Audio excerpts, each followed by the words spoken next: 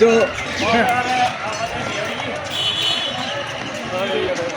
সিঁড়ি নতুন আনা হবে অভিভাবক স্যার।